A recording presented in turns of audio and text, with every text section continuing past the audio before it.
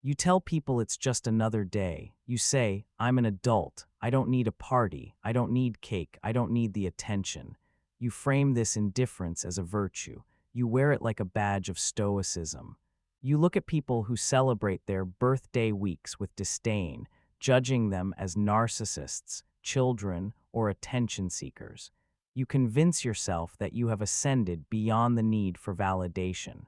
You tell your spouse, don't get me anything. You disable the notification on Facebook so no one gets the alert. You work late. You treat the date on the calendar with aggressive neutrality. If someone asks what you're doing, you shrug. Nothing, it's a Tuesday. You think this is humility. You think this is fiscal responsibility or maturity. It isn't. It is a preemptive strike. You are not ignoring your birthday because you are over it. You are ignoring your birthday because the alternative is a specific type of anxiety that you are desperate to avoid. You aren't being humble, you are hiding. The person who truly doesn't care about their birthday doesn't have a policy about it. They just forget. But you don't forget. You anticipate it. You dread it. You manage it. You build a fortress around that date to ensure nothing gets in. And today, we are going to look at why you built that fortress and what you are actually protecting inside of it. Let's talk about the friction. The physical sensation of that day, when someone actually breaks through your defenses, when a coworker finds out or your partner insists on a dinner, what happens to your body? You don't feel joy. You feel a spike of cortisol. You feel a tightness in your chest. It's the happy birthday song paradox. You are sitting there, trapped in a chair, while people sing at you. You don't know where to look. You don't know what to do with your hands. You are forced to perform gratitude, but inside you feel humiliated. Why? Because for 30 seconds you are the passive subject of observation. You are not the operator. You are not the fixer. You are the receiver. And you hate being the receiver. To you, receiving is not a gift, it is a debt. When someone hands you a wrapped box, your brain doesn't see a present, it sees a transaction. You immediately calculate, how much did this cost? Do I like it? If I don't like it, can I fake it well enough? When is their birthday? Do I have to match this effort? The interaction isn't a connection, it's workload. Every happy birthday text you receive feels like an invoice that needs to be paid with a thank you text. If you get 50 messages, that's 50 microdebts you owe the world. This is why you try to suppress the event. You are trying to minimize the administrative overhead of your own existence. You view affection as a demand on your resources. You are emotionally frugal, hoarding your energy because you believe you can't afford the cost of letting people love you. You aren't a Scrooge. You are exhausted. You are exhausted by the performance of being a person worthy of celebration. This behavior isn't just about the day, it's about who you think you are. You have built an identity around being low maintenance. Somewhere along the line, you decided that having needs was a weakness. You became the easy one, the strong one, the one who never asks for anything, who never imposes, who is self-sufficient to a fault. You take pride in this. You tell yourself, I am not a burden. But there is a dark side to the I am not a burden identity. If you are never a burden, you can never be carried. If you never ask, you can never receive. You have weaponized your independence. You use it to keep people at arm's length. Celebrating a birthday requires you to admit that you exist, that you take up space, and that you want things. It requires you to have desires, but you have spent years systematically suppressing your desires. You are the person who says, I'm fine with whatever, when asked where to eat. You are the person who says, I don't need anything, when asked what you want. You think you are being easygoing. In reality, you are making yourself invisible. By deleting your birthday, you are attempting to delete your needs, because if you have no needs, you can't be disappointed. If you ask for nothing, you lose nothing. This is the ego of the martyr. You are silently suffering the burden of being the only adult in the room, looking down on everyone else for their childish need for celebration, while secretly starving for the very thing you reject. You are starving for acknowledgement, but you are terrified that if you ask for it, it won't come. So you reject it first. You fire the world before the world can fire you. Now we drill down to the bedrock. Why is your identity wrapped around invisibility? Why does receiving feel like danger? For many of you, this goes back to the expectation gap. At some point in your history, likely in childhood or adolescence, you learned a brutal lesson.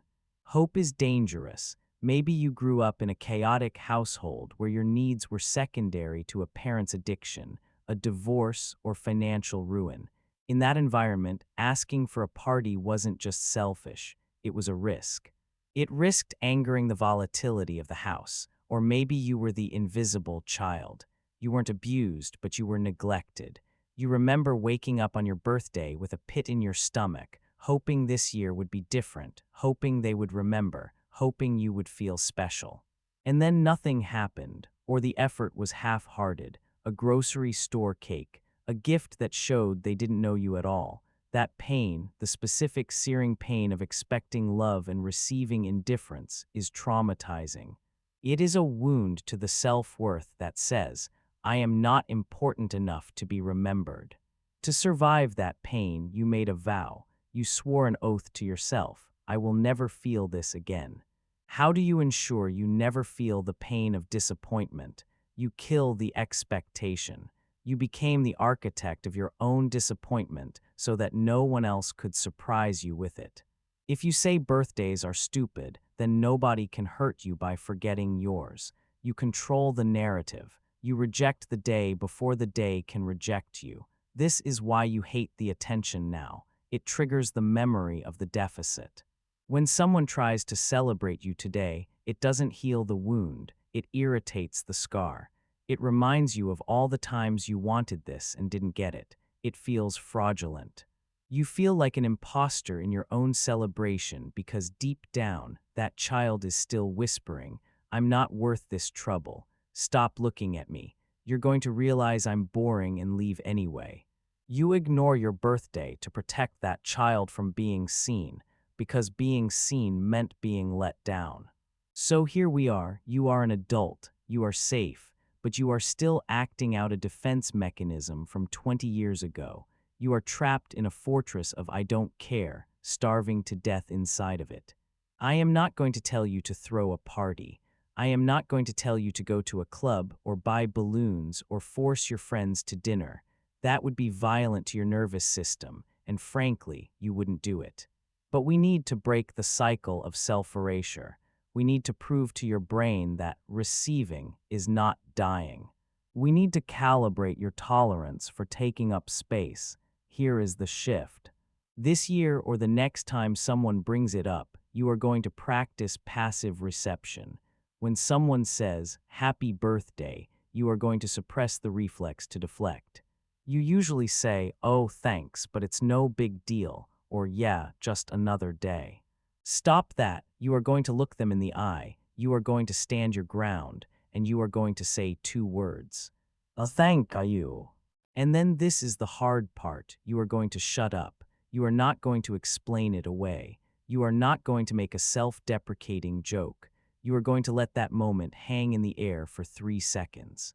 You are going to let the attention hit you, and you are going to feel the burn of it, and you are going to realize that it does not kill you. If your partner asks, "What do you want for dinner?" you are not going to say, "Whatever is easy." You are going to choose what you actually want.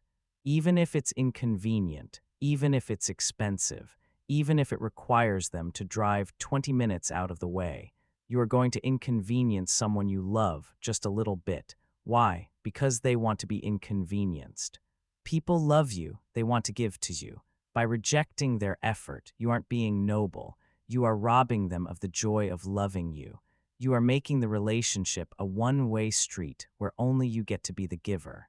That is not a partnership, it is control. The release valve. You don't need to become a narcissist. You just need to retire the martyr. The next time that date comes around on the calendar, don't look away, look at it. Acknowledge that you have survived another year. Acknowledge that the child who was disappointed is gone, and the adult who is here has the power to accept kindness. It's not about the cake. It never was. It's about the permission to exist. Take the permission. If you have spent your life making yourself small so you wouldn't get hurt, you have a lot of architecture to dismantle. It doesn't happen overnight, but you don't have to do it alone. We take apart these defense mechanisms, brick by brick, every week. I'm here to help you hold the hammer. Subscribe.